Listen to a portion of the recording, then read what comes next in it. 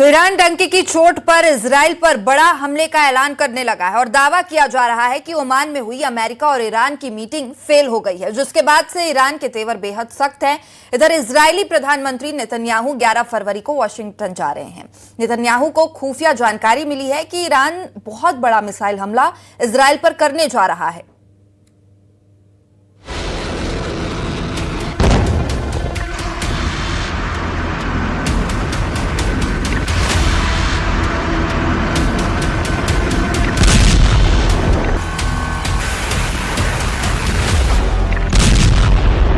We will not allow this threat to continue. We are with you. We will respond. You have to face severe consequences.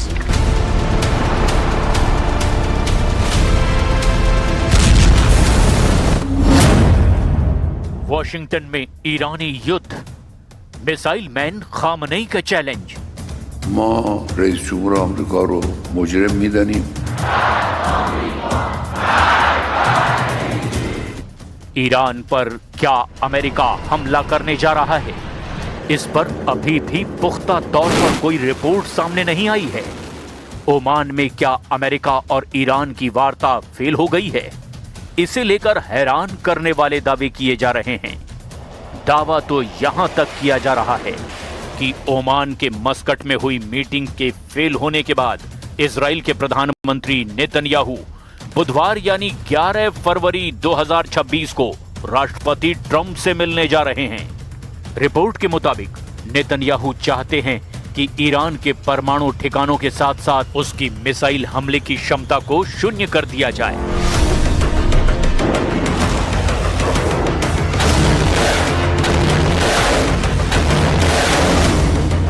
ताकि Iran जून 2025 जैसा missile हमला Israel पर न कर पाए।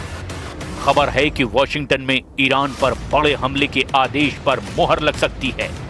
इधर पिछले 3 हफ्तों से अमेरिका का जंगी युद्धपोत अब्राहम लिंकन ईरान को चारों तरफ से घेरे हुए है। ताजा रिपोर्ट के मुताबिक अमेरिकी विमान वाहक पोत यूएसएस अब्राहम लिंकन यानी CVN-72 की स्थिति इस वक्त ईरान के बेहद करीब बताई जा रही है। ताजा खुफिया जानकारी के मुताबिक USS Abraham Lincoln carrier strike group यानी CSG उत्तरी अरब सागर में तैनात है। ये ओमान के तट से दूर और ईरान के समुद्री सीमा से एक सुरक्षित दूरी पर इंटरनेशनल वाटर्स में गश्त कर रहा है। ये ईरान के तट से लगभग 300 से 500 किलोमीटर दूरी पर है। हालांकि 3 फरवरी 2026 को एक ईरानी ड्रोन शाहिद 129 जिसका अपडेटेड वर्जन शाहिद 139 है, वो इसके काफी करीब पहुंच गया था, जिसके बाद इसे अमेरिकी F-35C जेट्स ने ईरानी ड्रोन को मार गिराया था।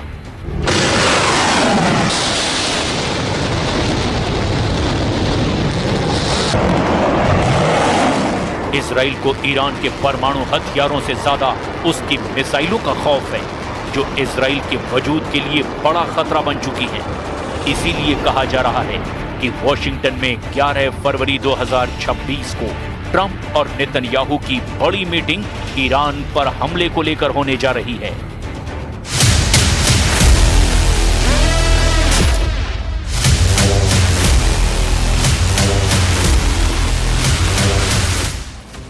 नेतन्याहू और ट्रंप की मुलाकात के 3 मुख्य कारण भी बताए जा रहे हैं।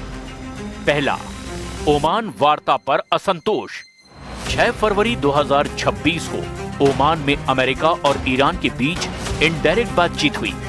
ट्रंप इसे बहुत अच्छी बता रहे हैं, लेकिन नेतन्याहू को डर है कि अमेरिका कोई ऐसा समझौता ना कर ले जिससे ईरान को फिर से मजबूत होने का मौका मिले। वो ट्रंप को ये समझाने जा रहे हैं कि समझौते में ईरान की मिसाइलों पर पूर्ण प्रतिबंध शामिल होना चाहिए।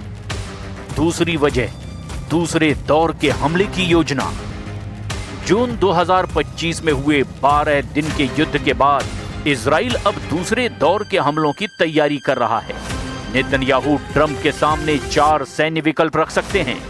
पहला है ईरान पर केवल इजराइल सीधा हमला करे, अमेरिका बाहर से सपोर्ट करे। दूसरा है सीमित अमेरिकी मदद के साथ इजरायली हमला।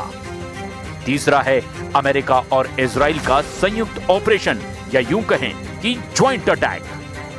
और चौथा है ईरान के भीतर लक्ष्यों पर सीधा अमेरिकी हमला। इसके साथ ही नेतन्याहू चाहते हैं कि ट्रंप ईरान के तेल व्यापार और धन के स्रोतों को पूरी तरह से नष्ट कर दे, जिससे ईरान अपने प्रॉक्सी समूहों जैसे हिजबुल्ला, हमास और हूथी को पैसा ना भेज सके। इजराइल का मानना है कि कूटनीति केवल ईरान को समय दे रही है। इजरायली खुफिया इनपुट का दावा है कि ईरान परमाणु दहलीज के इतने करीब है कि अगर अभी हमला नहीं किया गया तो भविष्य में उसे रोकना असंभव होगा। इधर ईरान ने स्पष्ट कर दिया है कि यदि अमेरिका हमला करता है तो वो इजराइल को अपना पहला निशाना बनाएगा। این که به ما گفتش میشد در طول سالها هنوز هم میشه که شما حق ندارید غنیسازی کنید. غنیسازی صفر. چرا؟ چون ما نگرانید.